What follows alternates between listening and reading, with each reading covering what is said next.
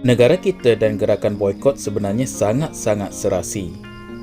Ini kerana boikot merupakan salah satu cara terbaik negara-negara kecil seperti kita mampu didengari negara-negara lain yang berkuasa di dunia.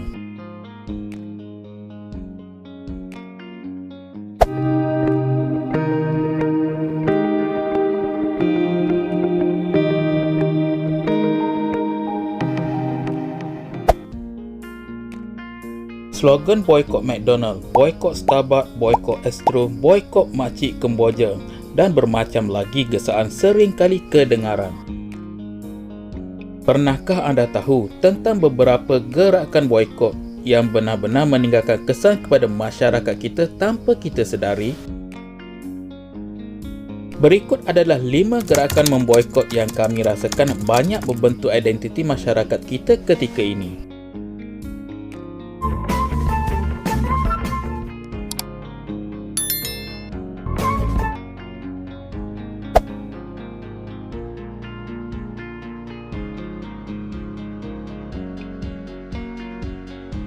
Gerakan boikot yang paling banyak meninggalkan kesan kepada negara kita adalah tindakan memboikot kejohanan Olimpik tahun 1980 yang dilangsungkan di Moskow, Rusia, berpunca daripada bantahan serangan Rusia ke atas wilayah-wilayah di Afghanistan diketuai Amerika Syarikat. Atas tindakan itu, masyarakat kita terlepas peluang untuk menyaksikan kejayaan terbesar pasukan bola sepak kebangsaan bertanding dalam sukan Olimpik selepas berjaya melayakkan diri melalui pusingan kelayakan yang berliku. Sesuatu yang ironi adalah kempen boikot tamasya Olimpik itu dimulakan oleh kerajaan Amerika Syarikat sendiri sebagai tindakan mengutuk dan mengecam kekejaman kerajaan Rusia. 19 tahun kemudian, kerajaan Amerika Syarikat pula menceroboh masuk ke Afghanistan atas alasan menghentikan aktiviti keganasan.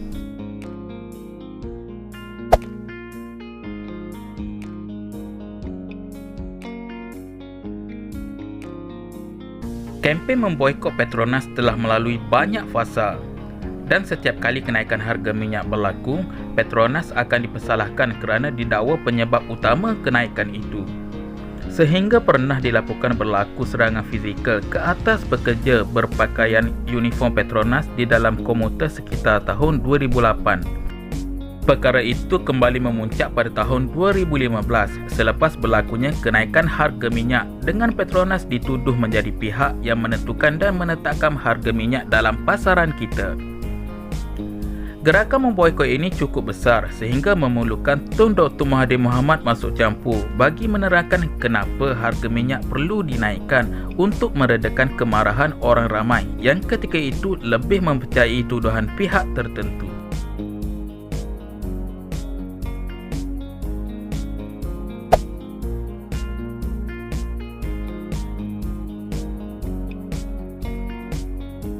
Ekoran daripada gerakan kerajaan Myanmar yang bertindak menghalau dan melakukan gerakan pembersihan etnik. Pernyataan pasukan kebangsaan kita dalam kejohanan bola sepak AFF Suzuki pada tahun 2016 yang dianjurkan di Yangon menjadi persoalan.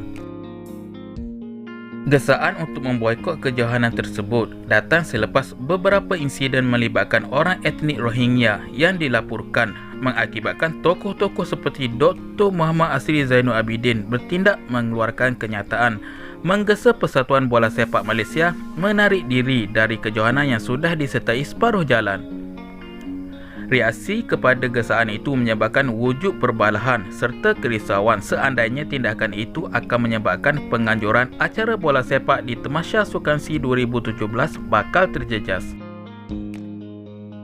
Walau bagaimanapun, selepas tewas 2 perlawanan peringkat kumpulan dan gagal kepusingan berikutnya, pasukan kebangsaan perlu pulang lebih awal seterusnya menamatkan polemik itu.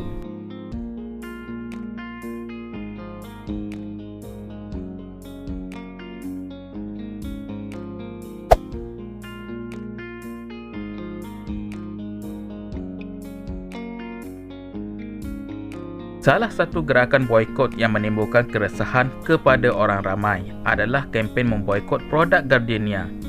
Tidak jelas siapa penganjurnya, tetapi gerakan itu didakwa perlu dilakukan sebagai tanda protes urusan perniagaan berat sebelah yang mementingkan ahli perniagaan Sheikh Mukhtar Al-Bukhari. Berlaku secara tidak rasmi dengan penyebaran risalah-risalah berbentuk fizikal dan maya. Situasi pada ketika itu diburukkan lagi dengan kewujudan roti jenama Massimo yang dikatakan diperkenalkan sebagai tindak balas terhadap apa yang berlaku.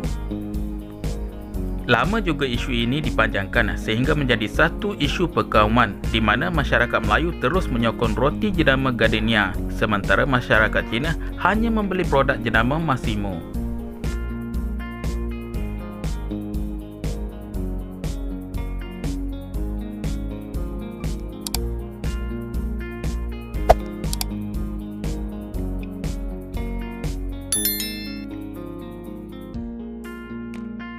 Sekitar tahun 1981, ekoran daripada kesan penjajahan yang masih dirasai, kerajaan Malaysia di bawah pentadbiran Dr. Mahathir Mohamad terpaksa melakukan beberapa tindakan drastik bagi mengembalikan kepentingan negara yang masih berada di bawah British. Salah satu badan penting yang perlu dikembalikan ke tangan negara adalah Syarikat Guthrie, yang pada ketika itu memiliki lebih 200,000 hektar tanah pertanian di Malaysia tetapi jadi milik hak British.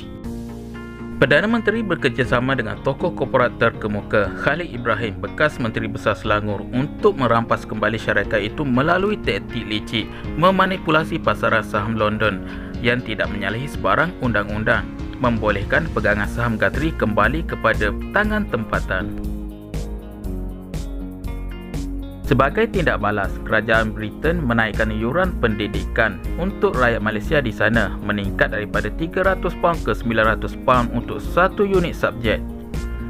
Ini menyebabkan kerajaan kita terpaksa menanggung kenaikan 3 kali ganda melibatkan 13,000 orang pelajar di bawah program beasiswa. Enggang kalah, kerajaan Malaysia memperkenalkan dasar Buy British Last melalui pengenalan kekangan pada perimportan masuk produk British. Kerajaan juga mengeluarkan senarai barangan sebagai ganti bagi memudahkan orang ramai mengakhirkan pembelian produk British. Tidak cukup dengan itu, kerajaan bertindak untuk tidak menghadiri persidangan kerajaan Commonwealth pada tahun 1981 dan juga 1983 menimbulkan rasa gusar sekiranya Malaysia memilih untuk keluar daripada Kesatuan Commonwealth secara rasmi.